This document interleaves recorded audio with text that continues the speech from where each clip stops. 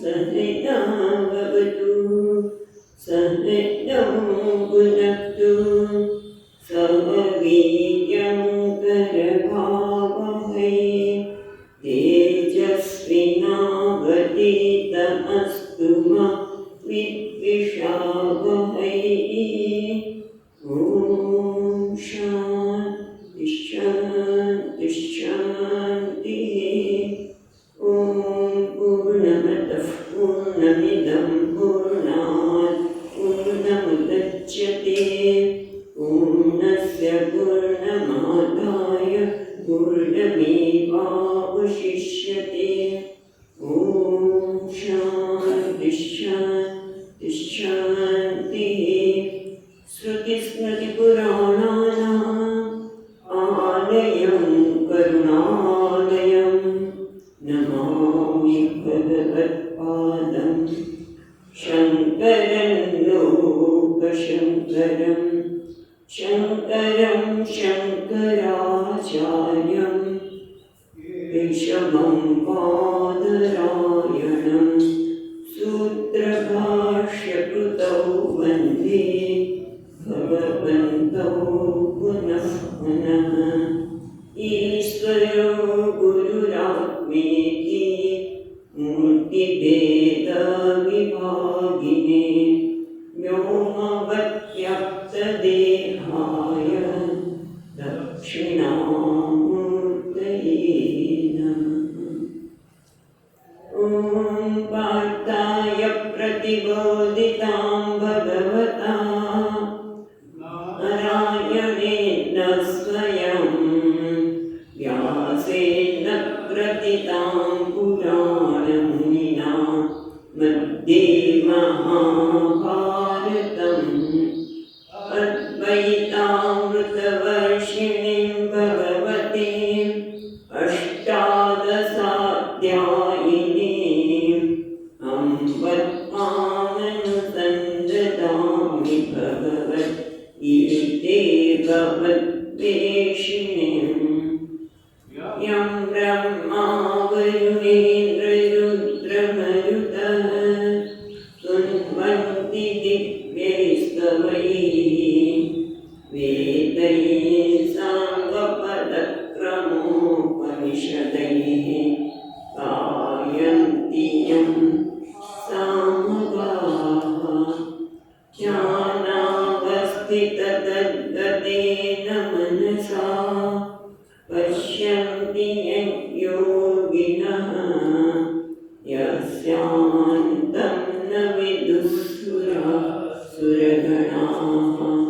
देवाय तस्मै नमः।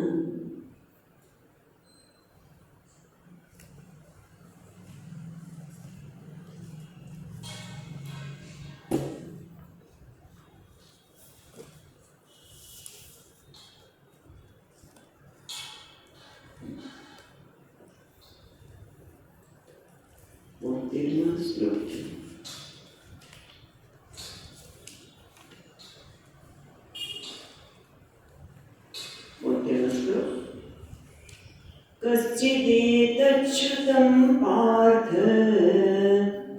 कश्चिदेतच्छ्रुतं पार्थ तवैकाग्रेण चेतसा तवैकाग्रेण चेतसा कश्चिदज्ञानसम्मोहः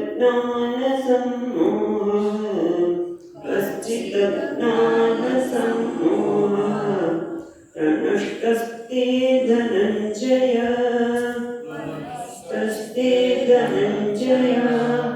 अर्जुन उवाच नष्टो मोहस्मृतिर्लब्ध्वा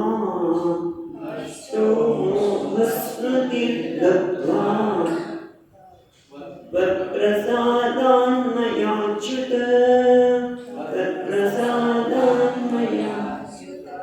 स्थितोऽस्मि गतसन्देहः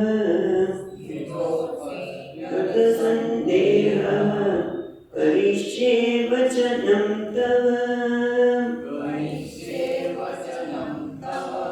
આપણે જોઈ રહ્યા છીએ પ્રમાણે હવે ભગવાને તો સર્વધર્મ પરિત્યજ્ય ઉપદેશનો સંહાર કર્યો અને સાથે સાથે આ જ્ઞાન કોને આપવું જોઈએ? જ્ઞાન આપનારને શું ફળ મળે છે? અને ભગવાને એ પણ સુધી કીધું કે મને પ્રિય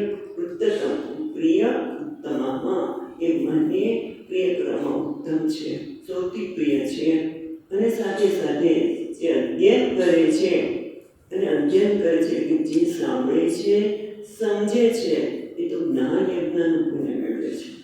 અને બીજો અર્થ એ પણ જોયો કે ખાલી એનું પારાયણ પણ કરે તો પણ એ જ્ઞાન યજ્ઞ જેટલું છે. અને સાંભળનારે કદાચ કશું બોલતા ન આવતા અન્ય બીજા જપ કરતા આપણે સાંભળતા હોય, કોઈ ગીતાનો પાઠ કરીએ અને આપણે સાંભળતા હોય તો પણ શ્રદ્ધાપૂર્વક અને અનુસૂયા તો એને ઉત્તમ પુણ્ય જે અસોહિત વગેરે પુણ્ય હોય એવું પુણ્ય એને પ્રાપ્ત થાય છે. એટલે સુધી આપણે જોયું. અને હવે આપણે અહીંયા ભગવાન તો સર્વજ્ઞ છે, અંતર્યામી છે. એને તો ખબર છે કે મેં અર્જુન ઉપદેશ આપ્યો છે, ઉપદેશ એને સમજણ પડી છે, એને જ્ઞાન કર્યું છે, એ પણ ભગવાનને ખબર છે.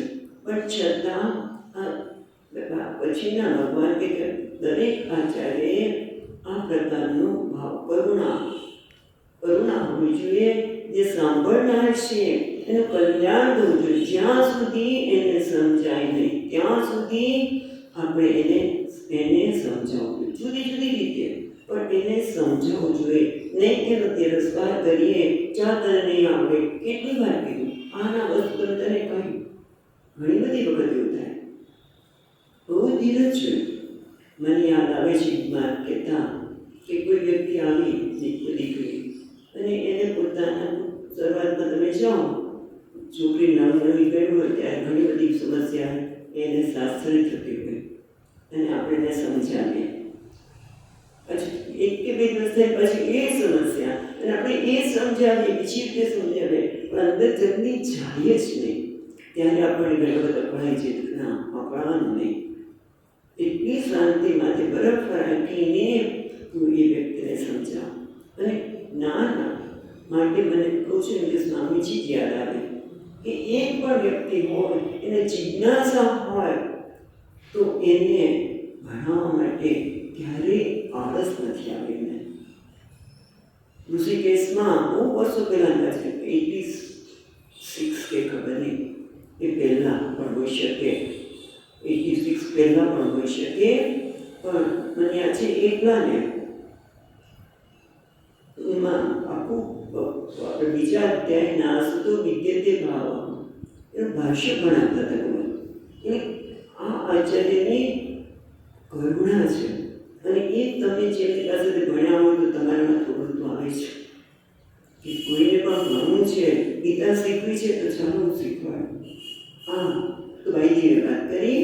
અહીંયા તો ભગવાન એ કહે છે કે જ્યાં સુધી એને પૂછવું જોઈએ અને જો ન કદાચ સમજાવે તો બીજી રીતે, ત્રીજી રીતે, પણ આ રીતે ખરેખર ગુરુનું એ કાર્ય છે એ કરવું છે. અને હવે અર્જુન પણ શું કહે છે? નષ્ટો મોહ સ્મૃતિ લબ્ધા. અર્જુન પણ પોતાની કહેવાય કે આમાં નષ્ટો મોહ સ્મૃતિ લબ્ધા સ્વપ્રસાદાત મયાચ્યુત. તમે તો કહેવાય છે અચ્યુત છો અને એટલા માટે તમારા કૃપાથી મારો બધો જ મોહ નષ્ટો મોહ સ્મૃતિ લબ્ધા, મને મારી સ્મૃતિ પાછી મળી છે. પણ નષ્ટો મોહ એ દ્વારા અહીંયા ભગવદ્ ગીતાનો વિષય છે મોહનો નાશ, શોક અને મોહનો નાશ. એ જીવન દરેક મનુષ્યના જીવનની સમસ્યા હોય તો એ શોક અને મોહ. એ પછી કયા રૂપે આવશે આપણે જોઈશું. પણ શોક અને મોહ જ પછી વસ્તુને ન હોય તે અપમાન, અપરાધ બધી આપણી પણ આવતી હોય છે. પણ મેઇન વસ્તુ છે તો ચાલ વાત થઈએ છીએ તો એ પણ કહીએ, શોક અને મોહ એ જીવનના એ વિષય છે. મનુષ્યના જીવનનો સમસ્યા હોય તો શોક અને મોહ. મોહ એટલે મારી જાતને જીવી છે એવી ના જાણે, રાગ અને દ્વેષથી જોડાઈને મારી જાતને જાણીએ અને એમના કારણે આપણને માન અપમાન વગેરે પણ લાગતું હોય છે અને એ આપણા દુઃખનું કારણ બને છે. એ આપણે આગળ જોવાના છે. અહીંયા મહત્વની વાત એક કરતા પ્રભુ તમારી કૃપાથી મને સ્મૃતિ પ્રાપ્ત થઈ છે. એ આ શિષ્યની દીનતા છે. એને એમ લાગે છે કે મારામાં કોઈ સામર્થ્ય તો છે જ નહીં, જે કંઈ મને મળ્યું આજે ઈશ્વર કૃપાથી મને ગુરુ પ્રાપ્ત થયા, ગુરુની કૃપાથી શાસ્ત્રનું અધ્યયન મળ્યું અને એ બધું જ બરોબર છે, પણ એના કારણે આત્મકૃપા થઈ. આત્મા જે અકર્તા છે એ હું જાણી શક્યો. પ્રભુ એ બધું તમારી છે, એટલે મારામાં તો કોઈ યોગ્યતા છે જ નહીં અને તમારી કૃપાથી જ જાણી શક્યો અને એના કારણે મારો મોહ દૂર થયો, શોક દૂર થયો. કારણ કે શોક અને મોહનું કારણ પણ એ જ છે કે આપણે જીવનમાં નિર્ણય નિષ્પક્ષ બનીને લઈ શકતા નથી. નિષ્પક્ષ એટલે કે રાગ અને દ્વેષથી રહિત થઈને નિર્ણય નથી લેતા. શોક અને મોહનું કારણ આ પણ છે ને, કારણ કે આપણે જે પણ નિર્ણય લઈએ, કાં તો રાગ હોય કાં તો દ્વેષ હોય, સામેની વ્યક્તિને જોઈને એમનો વ્યવહાર થાય ત્યારે મારી અંદર એનો રાગ કે દ્વેષ છે એ નિર્ણય જોડાતો હોય છે. એની વ્યક્તિ આમ જ છે કે આમ જ થાય છે. અંદર મારી અંદરને માટે નિર્ણય છે, કાં તો દ્વેષ પૂર્ણ છે કાં તો રાગ પૂર્ણ છે અને એના કારણે સાચો નિર્ણય લેવાતો નથી. જેમ અર્જુને પણ એ જ છે કે ભીષ્મ પિતામાં દ્રોણાચાર્ય વગેરે માટે રાગ છે, આસક્તિ છે, માટે એને લાગે છે કે આ ધર્મ છે, આ હિંસા છે. એટલે ટૂંકમાં યોગ્ય નિર્ણય જો ક્યારે લઈ શકાય કે જ્યારે રાગ અને દ્વેષ હોય. કારણ કે જો રાગ દ્વેષ હોય તો ધર્મ એક બાજુથી અર્જુને કહે છે ને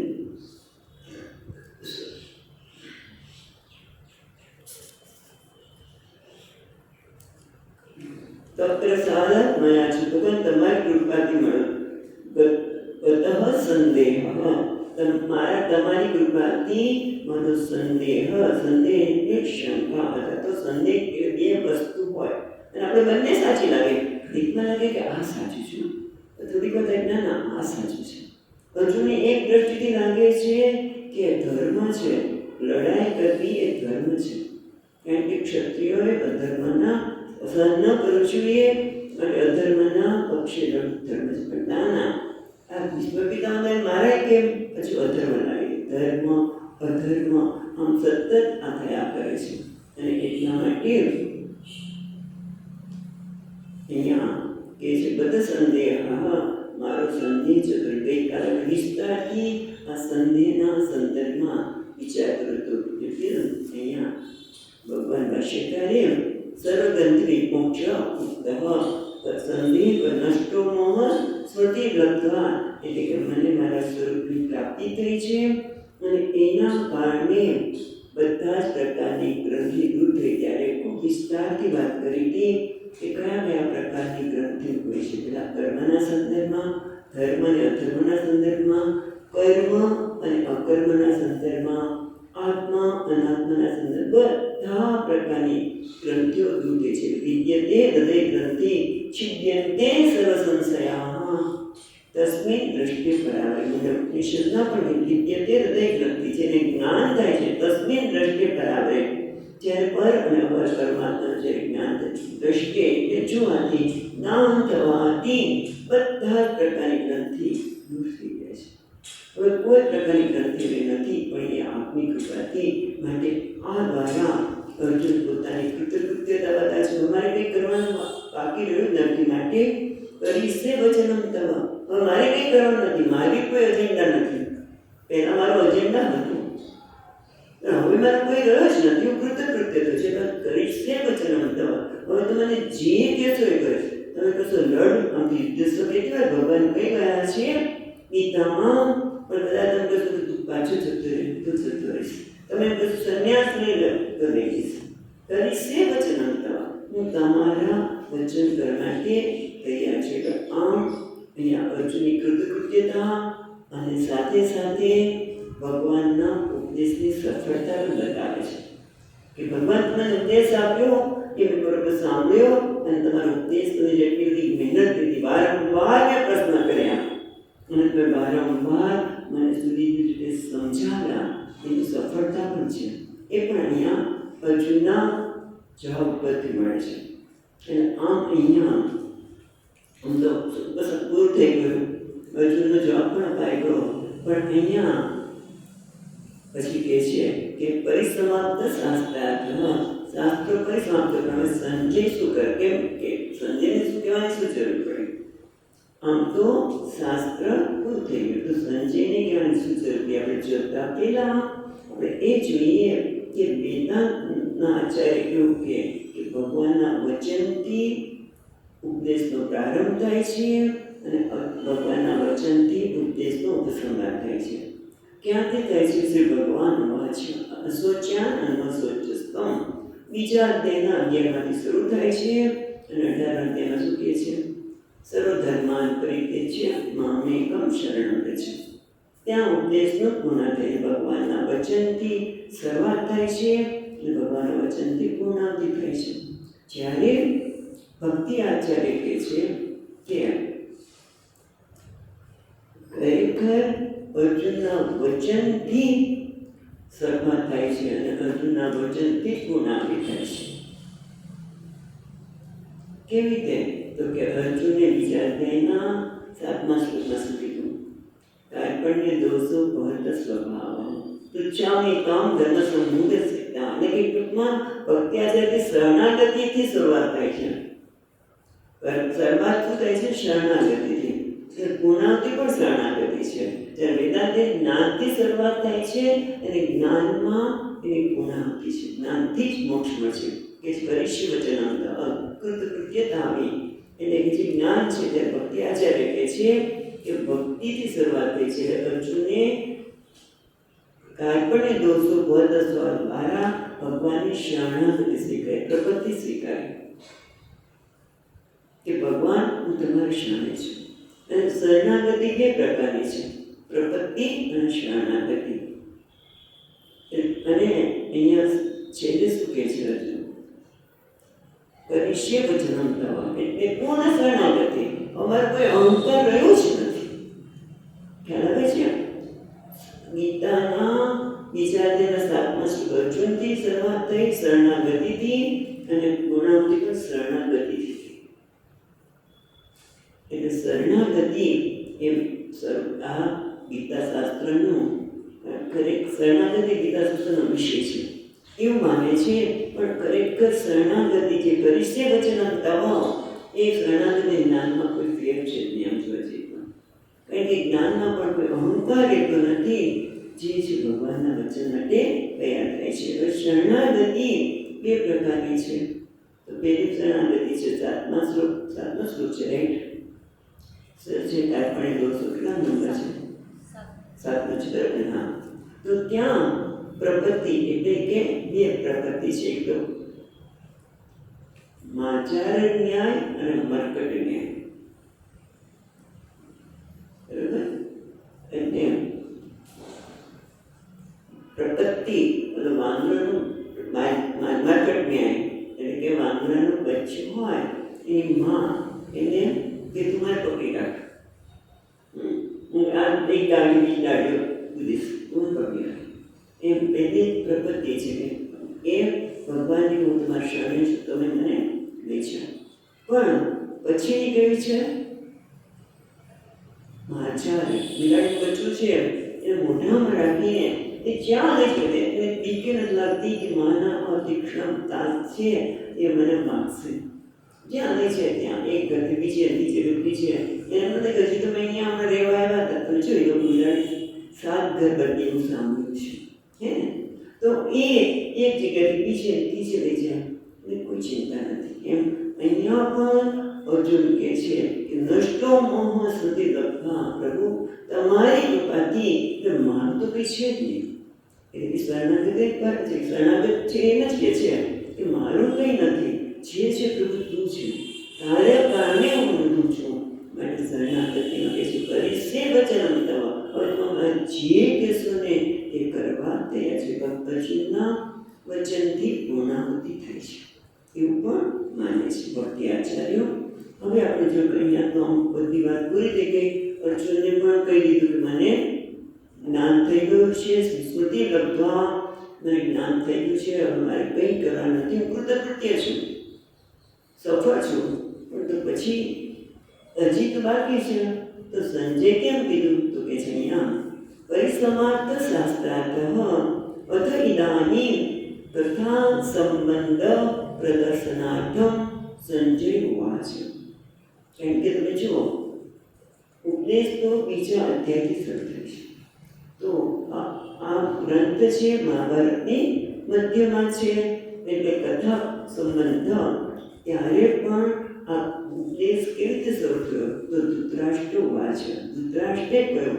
અને પછી જે કંઈ ઘટના ઘટી દુષ્ટાને પૂછ્યું ત્યાર પછી દુર્યોધન બધી વાત કરે છે કે જો તમે આ બધા દ્રોણાચાર્ય વગેરે બધા વાત કરે છે. પછી અર્જુનના પરિવર્તન, અર્જુને ગણે સ્વીકારની શરણાગતિ અને ભગવાને ઉપદેશ આપ્યો.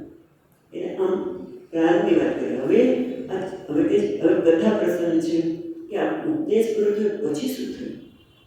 એ કથા સંબંધ પ્રદર્શનાર્થમ, કથાના સંબંધ બતાવવા માટે સંજય કે છે. તો ચલમાં છે 74મો શ્લોક. સંજય ઉવાચ इत्यहं वासुदेवस्य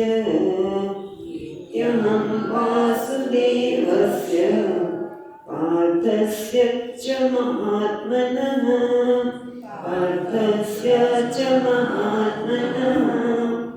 संवादमिमम श्रोषम्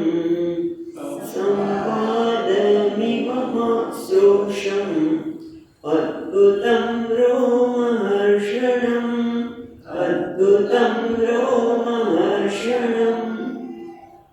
इति अहं वासुदेवस्य पार्थस्य च महात्मनः इति आ प्रमाणे मैं वासुदेव અને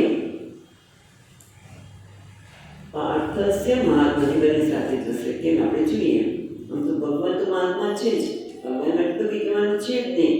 એમનો સંવાદ ઇમમ આ અશ્રોષમ સાંભળ્યું.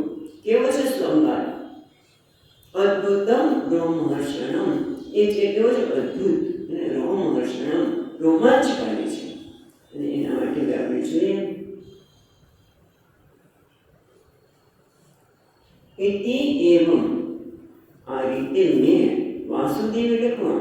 તો તરત જ વાસુદેવ જે શરૂઆતમાં છે, સર્વેશ્વર છે, એટલે ત્યાં તો ભગવાન ઈશ્વર છે જ બતાવી દો.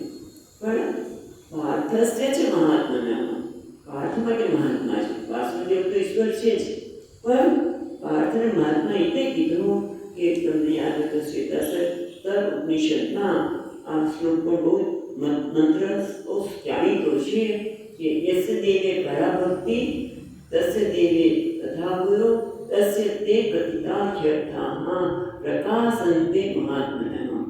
જેવી યસ્ય દેવે પરાભક્તિ, જેવી રીતે દેવ પરાભક્તિ, જેવી રીતે દેવમાં પરાભક્તિ છે એવી જ ગુરુમાં હોય ત્યારે શું થાય છે?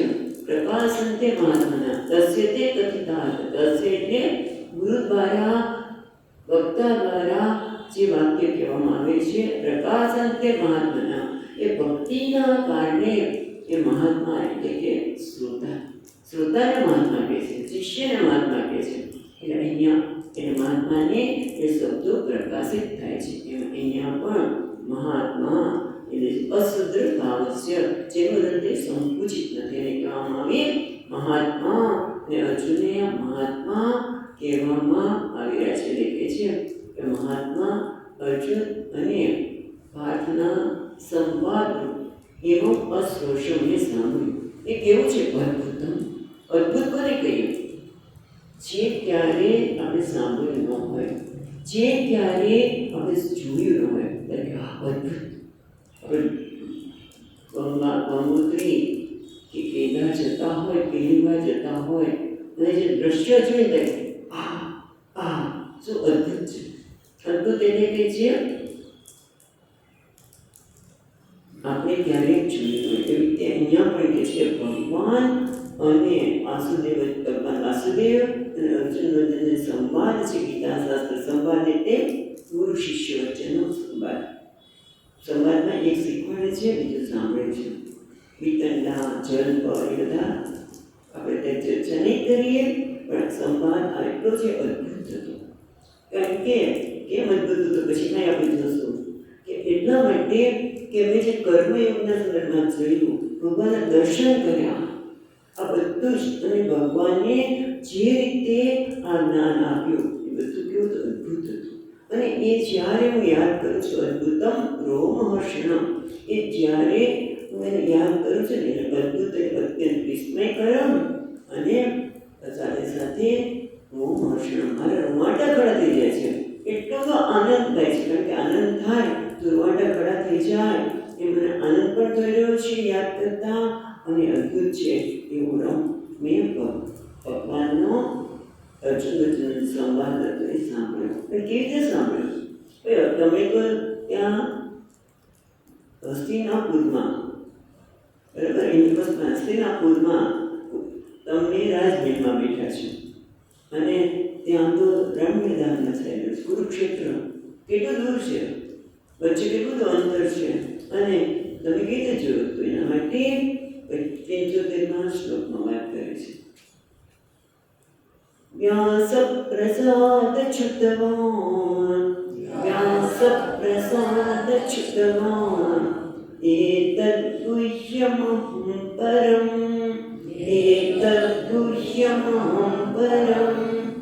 યોગં યોગેશ્વરાत् કૃષ્ણાत् સાક્ષાત્ કથયત સ્વયં.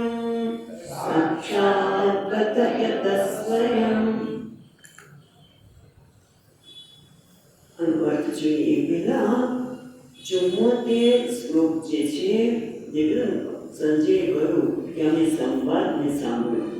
એ માટે ટીકાકાર એક છે, એ કે છે શું કહે છે કે આ ધૃતરાષ્ટ્રને સંભળાવે છે. શું સંભળાવે છે કે અતિ ધન્ય વાસુદેવ ખરેખર ધન્ય છે કે જેના ઘરે સ્વયં ભગવાને અવતાર કર્યો. અને પૃથા એની બેન વાસુદેવની પૃથા પણ ધન્ય છે કે એના ઘરે પરમ યસ્ય પુત્ર પરમ ભાગવત છે. એ અનિગૃહિત જ ભગવાનના અનુગ્રહથી અનિગૃહિત છે.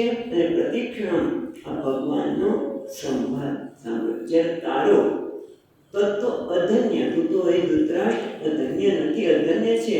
કારણ કે તારો પુત્ર તો કોણ છે? કૃષ્ણનો. કૃષ્ણથી પરામુખ છે, કૃષ્ણથી દૂર રહ્યો, ભગવાનથી વિમુખ છે. અને સાથે સાથે ભક્ત રહી જાઓ. કૃષ્ણ પરામુખ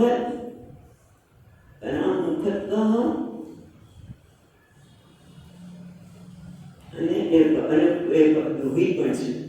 તારા પુત્રનો દુર્યોધનનો દ્રોહી પણ બની ગયો. એટલે આ રીતે તું તો અધન્ય છે એવું પણ કહે છે. જરા ટીકા યાદ આવી જોઈએ.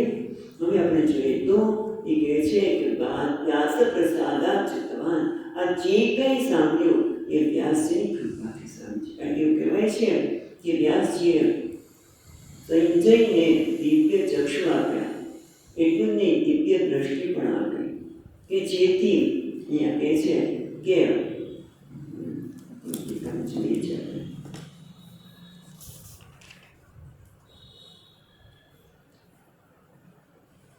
દિવ્ય દ્રષ્ટિના લીધે એ દૂરનું પણ જોઈ શકે.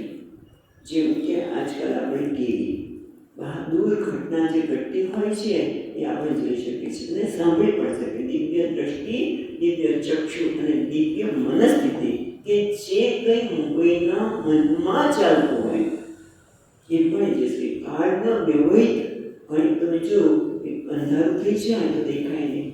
દિવ્ય દ્રષ્ટિ આપી હું દૂરથી બધું જોઈ શકું, પણ છતાં રાત્રિ થઈ જાય, અંધારું થઈ જાય, કારણ કે યુદ્ધ લાંબુ ચાલ્યું હતું. એ ક્યારે આમ તો ચૈત્રના વધ વખતે અંધારું થઈ ગયું, પણ તે પણ જોઈ શક્યા. એટલું જ નહીં, કોઈના મનમાં શું ચાલી રહ્યું છે એ પણ મને દેખાડવા. બધું જ કોની કૃપાથી? વ્યાસજીની કૃપાથી. વ્યાસ કૃપા, વ્યાસ પ્રસાદાચ્યુતવાન. આ બધું જ મેં વ્યાસજીની કૃપાથી સાંભળ્યું. અને કેવું છે? એતદ ગુહ્ય અહમ પરમ. આજે સંવાદ હતો ભગવાનનો. એ ભગવાન વ્યાસજીની કૃપાથી એમને આ દિવ્ય દ્રષ્ટિ આપી માટે મેં સાંભળ્યું. આ સંવાદ કેવો છે? ગુહ્ય. હવે આપણે પણ યાદ છે એ ગુહ્ય એટલે એતદ ગુહ્ય અહમ પરમ. એ પરમ ગુહ્ય એવો સંવાદ ભગવાન વ્યાસજીની કૃપાથી સાંભળ્યો. અને ગુહ્ય શા માટે? તો આપણે જોયું એ પ્રમાણે એ કર્મયોગ છે. અહમ સુતવાન. પહેલા તો અશોચ્યાન અને અશોચસ્તો એ પણ ગોપનીય છે. જ્ઞાન છે કે ન શોક કરવાનો તો શોક કરી રહ્યો છે. એ તો સામાન્ય વ્યક્તિને કહો તો તમે દેખ આ સુખી છે, હું આટલો રડી રહ્યો છું, મને શોક થઈ રહ્યો છે, અને આ એમ કહી દે શોક કરવાની જરૂર નથી. એ કંઈ આ તો અસંવેદનશીલતા છે. અંદર જે આત્મતત્વ દ્રષ્ટિએ છે એ ગુહ્ય છે. માટે કે છે કે કર્મયોગ પણ કેવું છે? ગુહ્ય છે અને અદ્ભુત છે. એ સામાન્ય રીતે બધાને ખબર પડે, બધું જ ગુહ્ય છે. એટલે કે કર્મયોગ, જ્ઞાન, ભક્તિયોગ બધું જ ગોપનીય છે. એ બધું જ મેં ભગવાન વ્યાસની કૃપાથી સાંભળ્યું. અને પાછું કેવું? યોગેશ્વરાત કૃષ્ણ. કૃષ્ણ કોણ છે? યોગેશ્વર એટલે યોગ ઈશ્વર, યોગના ઈશ્વર એટલે સાક્ષાત ઈશ્વર જ છે. યોગ એટલે જ્ઞાન, યોગ એટલે એનું સાધન. બધું જ અંદર આવી ગયું. યોગમ યોગેશ્વરાત કૃષ્ણ. આ યોગ એટલે યોગાર્થત્વાદ. પરમ યોગમ એટલે યોગાર્થત્વાદ સમાધિનો યોગેશ્વરમ કૃષ્ણાત શ્રુતવાન. એમને સાંભળ્યું. પણ એ રીતે સાક્ષાત થયા હતા, એટલે સ્વયં ન પરંપરાગત. મેં આજે સાંભળ્યું એ કેવું કે સાક્ષાત કોઈ પણ પ્રકારના વ્યવધાન વગર. કોઈ કે કહ્યું પછી એમને ભગવાને કીધું, પછી ભગવાન બીજાને કીધું, એને બીજે મને કીધું, એવું નહીં. સાક્ષાત સાક્ષાત ભગવાન પાસેથી સાંભળ્યું. એ પણ ભગવાન વ્યાસની કૃપાથી. કેટલા જણા ભગવદ્ ગીતાનું જે સાંભળ્યું? પહેલો તો અર્જુન, એમણે જે સાક્ષાત સાંભળ્યું અને નષ્ટો મોહ. પછી સંજય સાંભળ્યું. બીજો ધૃતરાષ્ટ્ર. રાઈટ? એને તો સાંભળ્યું નથી ગીતાનું ઉપદેશ સાંભળ્યો હતો, એને પણ કીધું નષ્ટો મોહ. એને તો એક જ રસ હતો. ભલે ગીતાનો ઉપદેશ સાંભળ્યો છે, સંજય બધું કહી રહ્યા છે. અહીંયા છેલ્લે જેવું કહે છે કે અમે તો કેવા છો, આ બધું કૃત્ય છે, પણ છતાં એને કંઈ થતું નથી. પણ ત્રીજું કોઈ, ચોથું કોઈ હતું. એ કોણ હતું? હનુમાનજી મહારાજ. એને ઉપર એને સાંભળ્યું. અને એટલે એવું કહેવાય છે કે હનુમાનજીએ ઉપર એને સાંભળ્યું. અને હંમેશા ગુરુના સ્થાન કરતાં શિષ્ય નીચે બેસીને સાંભળે. એને ઉપર બેસીને સાંભળ્યું. એને પાપ લાગ્યું, દોષ લાગ્યો, એને વિષાદ થવો પડ્યો. એવું કહેવાય છે. તો આમાંથી કેમ મુક્ત થવું? તો એવું કહેવાય છે કે તમે આ ગીતા સાંભળી છે, એના ઉપર તમે ભાષ્ય લખો. એને વિશાળ ભાષ્ય કહેવામાં છે. સ્વામીજી મહારાજ પાસે હતું. સ્વામી મને બધા કરતા કે હનુમાનજી મહારાજે પણ આપણા પર ભાષ્ય લખેલું, વિશાળ ભાષ્ય.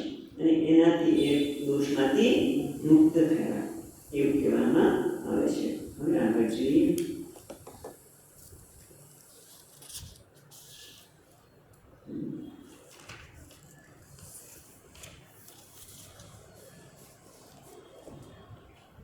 છોતેરમા શ્લોકમાં સંજય પોતાનો ભાવ અનુભવ વારંવાર કયા કરે છે. રાજન સંસ્કૃત્ય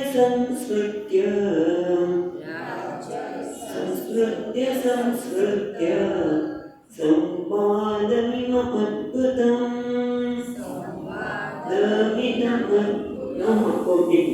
ઉપર નીચે જતું રહ્યું.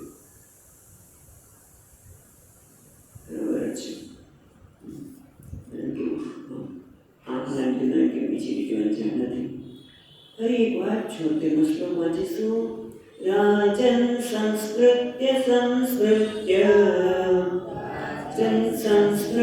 સંસ્કૃત્ય સંવાદમિમમદ્ભુતમ સંવાદમિમમદ્ભુતમ. એક મિનિટ કેશવાર્જુનયો પુણ્યમ કેશવાર્જુનયો પુણ્યમ ऋष्यामि च मुहुर्मुहुः.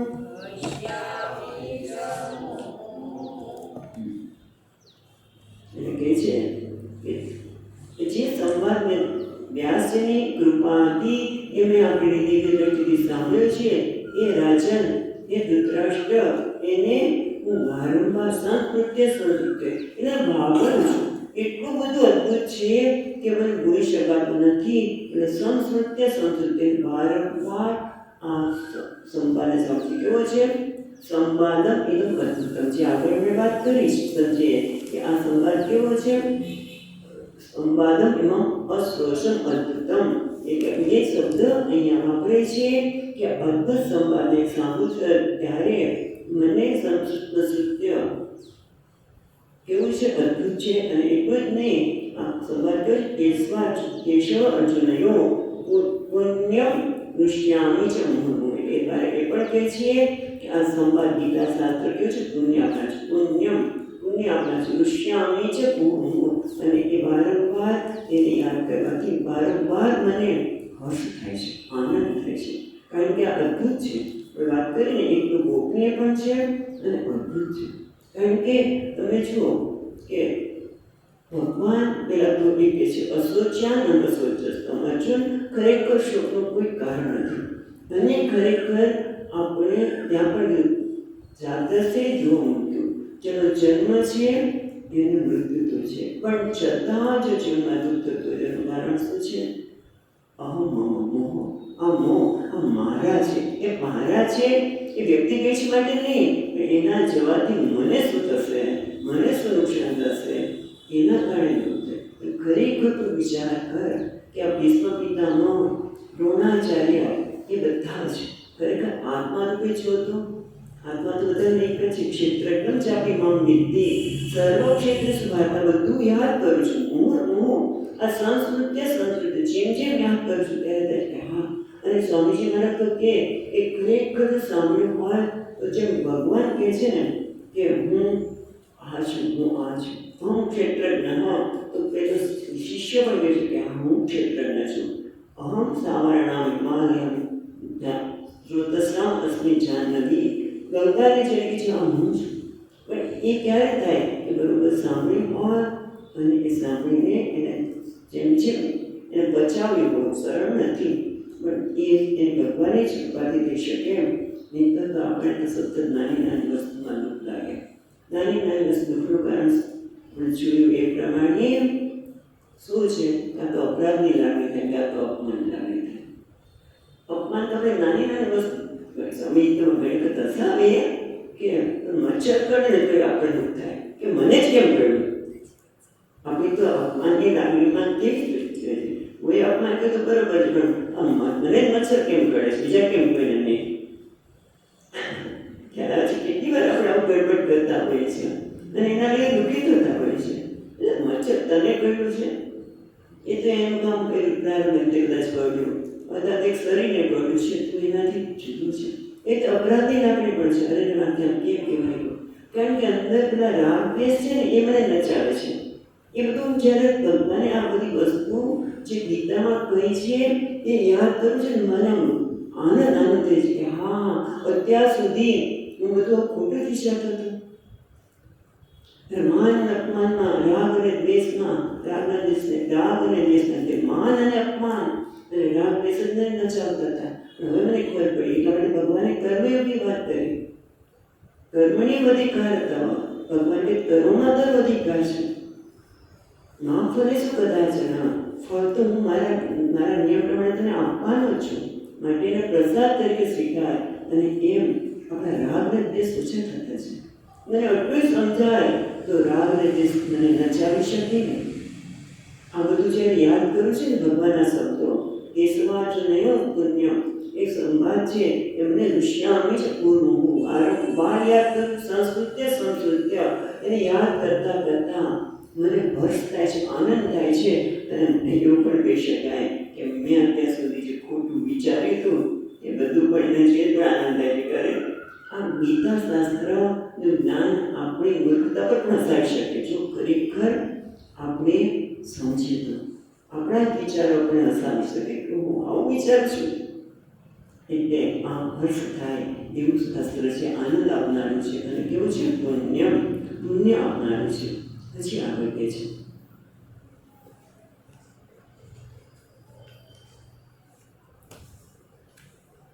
ભગવાનનું જ્ઞાન તો મને આનંદ આપે છે, ભગવાન એક બીજી વસ્તુ પણ મને આનંદ આપે છે.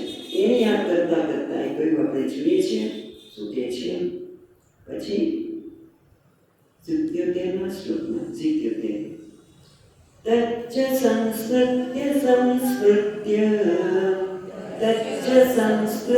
સંસ્કૃત્ય રૂપમત્યદ્ભુતં હરેઃ વિસ્મયો મે મહાન રાજન દૃશ્યામિ ચ પુનઃ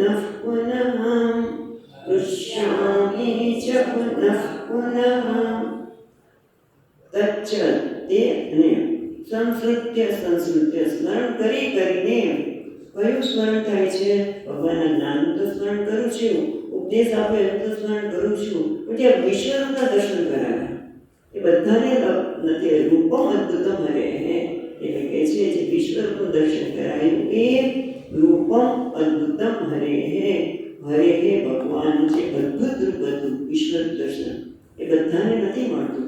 એ દિવ્ય રૂપના પણ દર્શન કર્યા, એના વિકરાળ રૂપના પણ દર્શન કર્યા અને એ દ્વારા બધું સ્પષ્ટ બતાવ્યું. પણ તમને હજી એ લાગતું નથી. તમને ત્યારે કોણ જીતશે?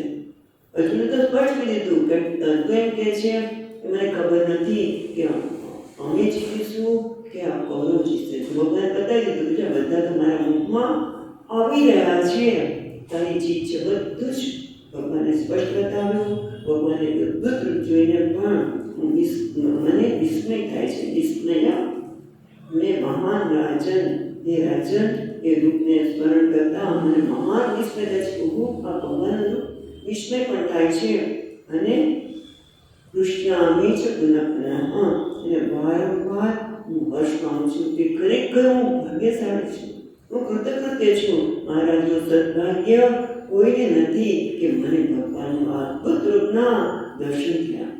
એટલે છે આ દેવતા પણ આ રૂપને જોવા માટે કહ્યું ભગવાને કે દર્શન કામશી પણ બધાને મળતું નથી. અર્જુન તારી ભક્તિના કારણે આ મેં બતાવ્યું છે અને એવું અદ્ભુત રૂપને જોઈને પણ મને આનંદ થાય છે.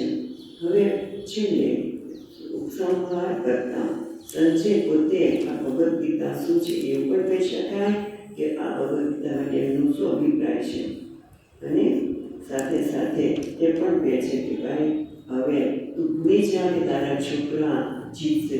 હજી તું રાજા છે. ધૃતરાષ્ટ્ર ભલે કહેવાતો રાજા છે પણ હજી તું રાજા તો છે. જો ઈચ્છે તો તું કહી શકે કે હવે આ યુદ્ધ બંધ કરો અને બધું રાજ્ય આપી દો. એટલું પણ કહેવા માટે પણ કહેતા હોય છે. તો આપણે જોઈએ 78મા શ્લોક આમ જોવા જઈએ તો સંજય આ ગીતા શાસ્ત્રનો નિચોડ આપી દે છે અને સાથે સાથે બીજે પણ અર્જુન છે એ પણ બતાવી દે છે 78મા શ્લોકમાં. યત્ર યોગેશ્વર કૃષ્ણ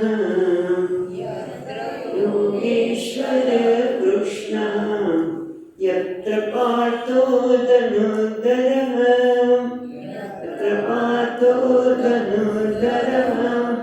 તત્ર શ્રી વિજયો ભૂતિઃ ધ્રુવાનીતિર્મતિર્મમ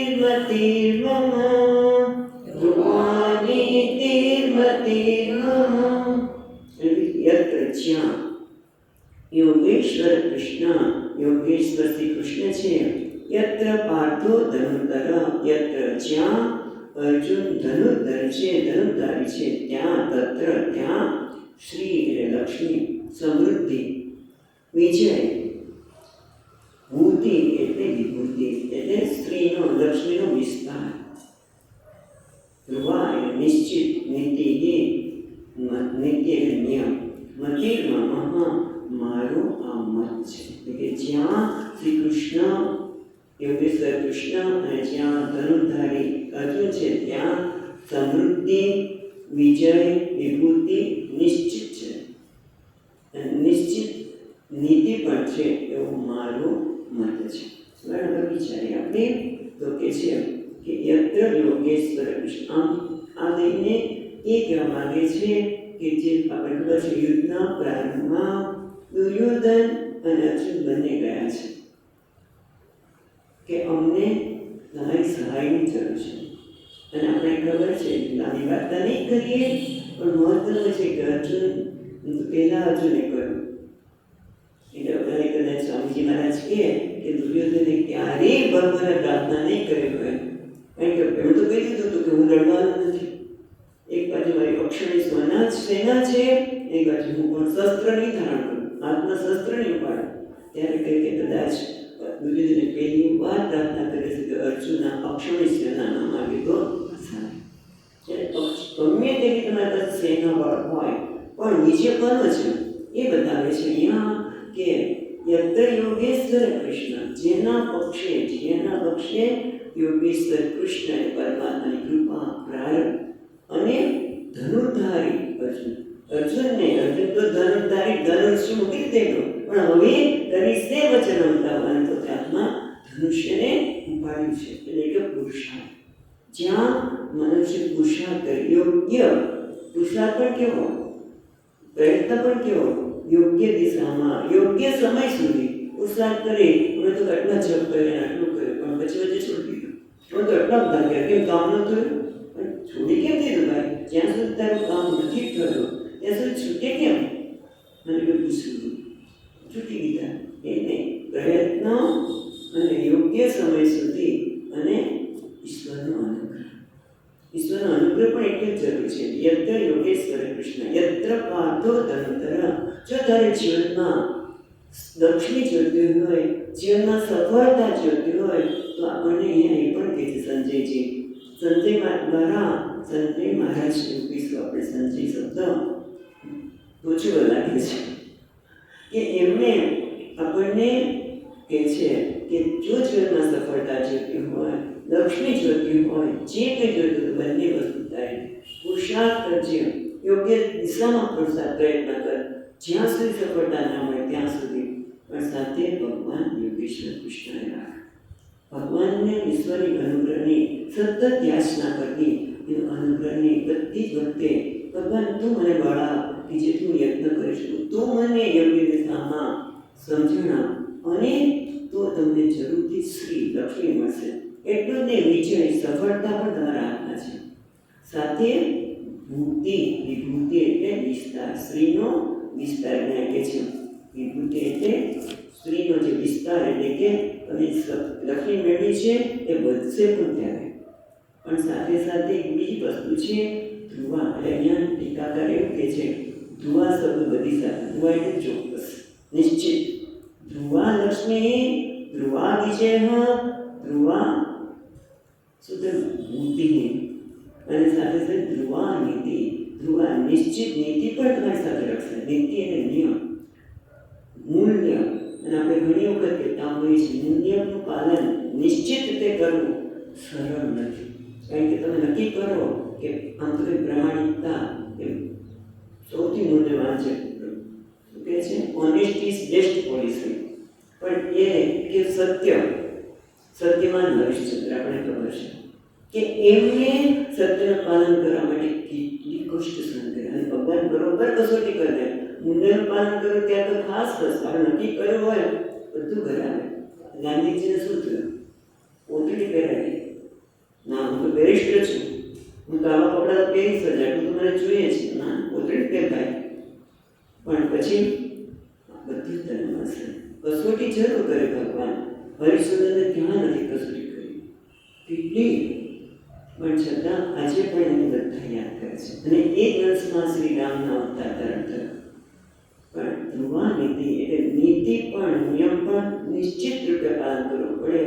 મિત્રો ભગવાન બહુ કસોટી કરી આપી, અને જ્યારે આપણે નક્કી કરે ત્યાં તો બરોબર કસોટી કરે. આટલા જપ કરે હું હજી કર તારામાં તો કહેવાય ને ધ્રુવા નીતિ જે કંઈ કરે તો નિર્ણય કે સત્યનું પાલન કરવું છે કે અહિંસાનું પાલન કરવું છે, જે કંઈ જપ કરવા છે આપણે છોડી દે. જ્યાં સુધી તું પ્રાપ્ત ન કરે ત્યાં સુધી એને પકડી રાખ. ધ્રુવા નીતિ નીતિ પણ ધ્રુવા તો જ. એટલે આમ આપણને અંતમાં જીવનની સફળતા જો પ્રાપ્ત કરવી હોય, બધા માટે આપણે કીધું છે કે જેને પણ જીવનમાં સફળતા પ્રાપ્ત કરવી એમાં ઈશ્વરનો અનુગ્રહ અને સાથે સાથે પુરુષાર્થ.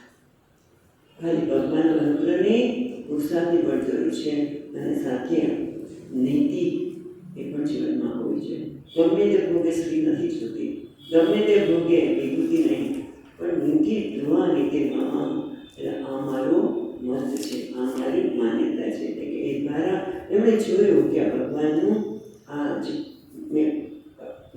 ભગવાન સાક્ષાત સાંભળ્યા, પરંપરા નહીં, અને એના કારણે આ મારું મત છે, આ મારું મત સતત એમનો નિર્ણય છે, નિશ્ચય પણ છે. ભાઈ આપણે પૂરું કરે છે, આગળ બોલીશું. ઓમ તત્સત ઇતિ શ્રીમદ્ભગવદ્ગીતાસુ ઉપનિષત્સુ બ્રહ્મવિદ્યાયાં યોગશાસ્ત્રે શ્રીકૃષ્ણાર્જુન સંવાદે મોક્ષસંન્યાસયોગો નામ અષ્ટાદશોऽધ્યાયઃ. ઓમ તત્સત. આ રીતે અહીંયા પોતે ગીતા તો કીધું ને, સ્વામીજી કહેતા રત્નાકર છે, ખાંડ છે રત્નની. જેમ જેમ આપણે રત્ન સમુદ્રને પેલું કહે દરેક રત્નની પ્રાપ્તિ થાય, એમ સૌથી વધુ રત્નની પ્રાપ્તિ થાય વક્તાને.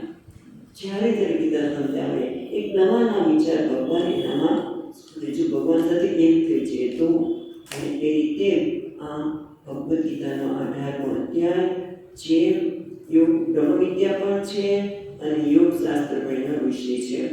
યોગશાસ્ત્રની પણ માત્રામાં છે. એવા ભગવાન શ્રી કૃષ્ણ અને અર્જુનના સંવાદ રૂપે આ મોક્ષ એ જ સંન્યાસ છે, સંન્યાસ એ જ મોક્ષ. એનો જે વિષય છે મોક્ષ સંન્યાસ, એ 18મો અધ્યાય સમાપ્ત થયો. ભગવાનના શ્રીચરણોમાં, ગુરુના શ્રીચરણોમાં અર્પણ કરતા 66મો શ્લોક સાથે બોલીશું. 18મો અધ્યાયનો.